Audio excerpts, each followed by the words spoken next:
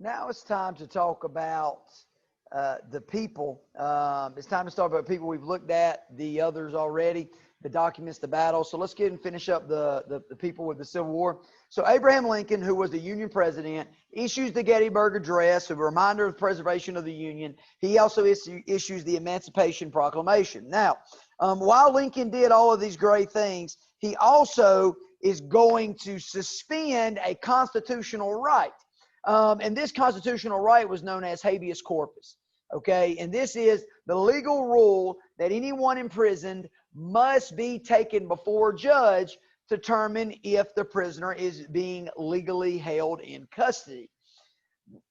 This is a major attack on constitutional rights. However, the Constitution does tell us in the time of war that presidents can do these type of things. But it is important to note that in times of war, we see rights granted to us by the Constitution, we see them taken away.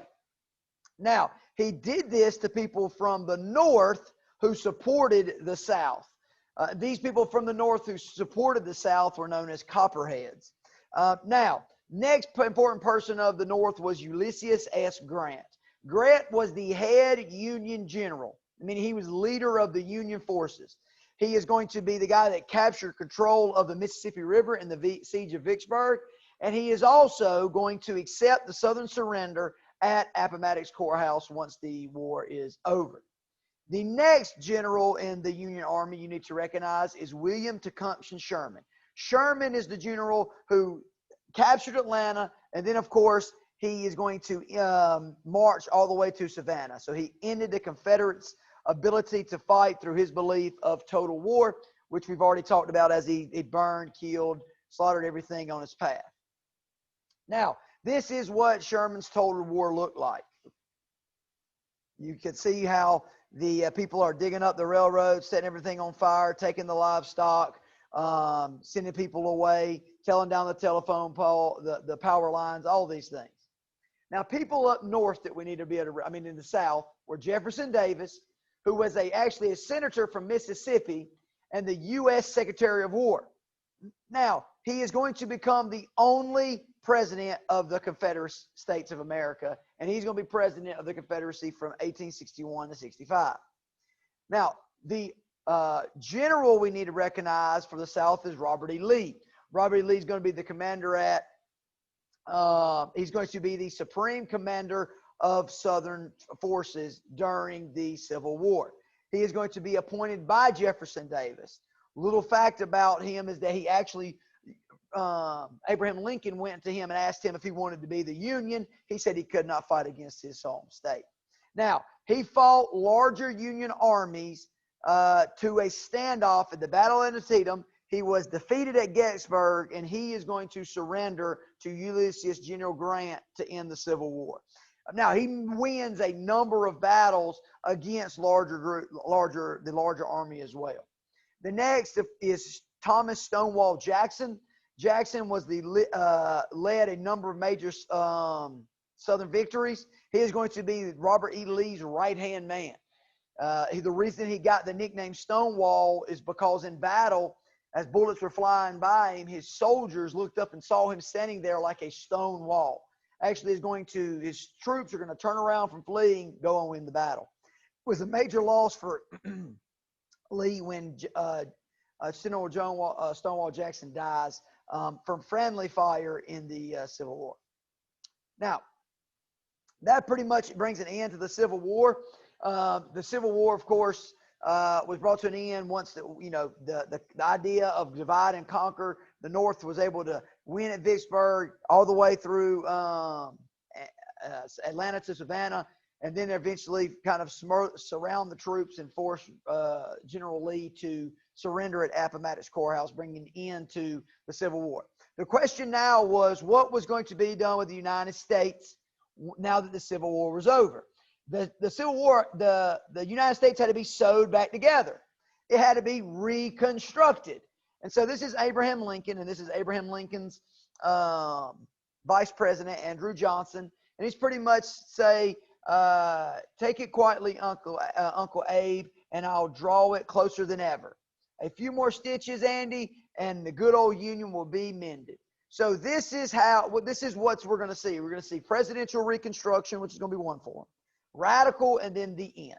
So how do we know Lincoln's plans for Reconstruction? How do we know he wanted to readmit the South as soon as possible? Because he said it. He said it in the second inaugural address, meaning when he was elected his second term as president, he gives his first address as president. And he lays the foundation for presidential reconstruction. And this is where you need to add this information. And now, he also never viewed the South as being separate from the Union. He always said we had to keep it together, suggesting it never left. So make sure you have this written down, and then let's look at the second inaugural address. He says, with malice towards none and with charity for all. So he's saying, look, let's don't be mad. Let's show charity to the South.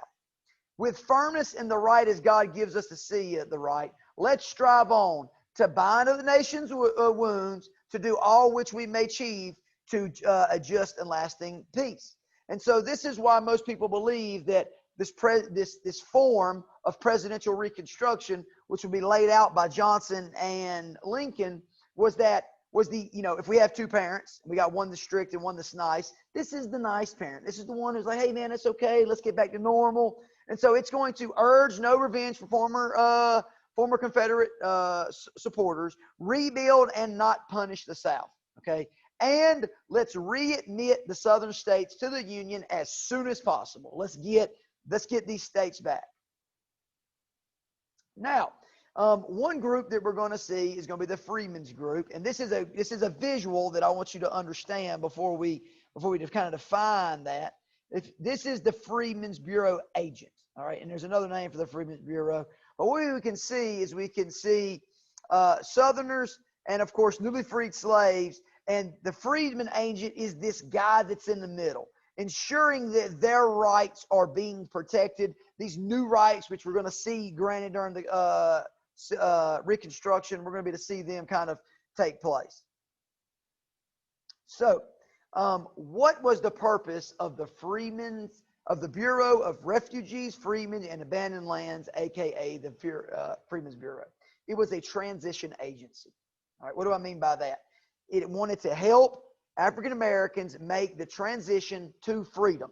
Let's provide them with a couple of things. Let's give them resources so they can be successful, and of course, becoming a part of society.